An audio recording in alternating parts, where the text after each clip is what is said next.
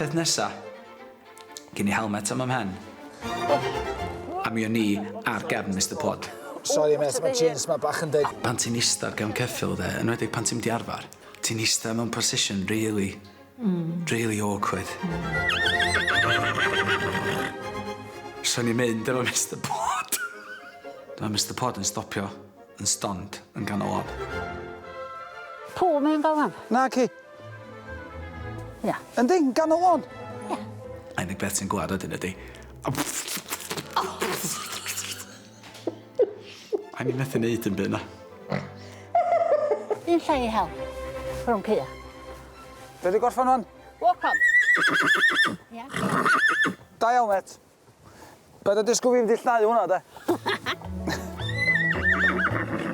So off a ni wedyn, ling-di-long.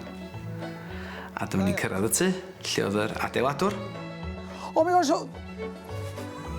O ti'n nabod? Dwi'n nabod o! Ond pwy oedd o? Gary Taylor o Deiniolen. So ti'n nabod o'n iawn? Dwi'n nabod Gary'n iawn, ond i'r un blwyddyn o Tina I chwarae o'r ysgol. Ti'n fwy o Deiniolen? Ie. Dwi o Deiniolen. Lle da. Pobl dda sy'n gwestiwn ar ôl I gilydd. Yn gwneud ffafr sy'n gilydd. O, hiliol. Be da ni chwilio amdano fo ydi adeiladwr debyg I chdi sy'n gwybod be mae'n neud ac yn fodol yn neud o am bris da.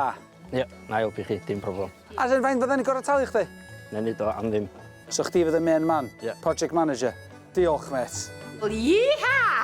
I hwnna. Come on, mate. Come on, be di gorau neud, Rhiannon? Clic. O, tynnu troed fi off y brec. Ia. Da, mate. Newi ge. Diolch. Tara. So bas dan y skip da. Ie.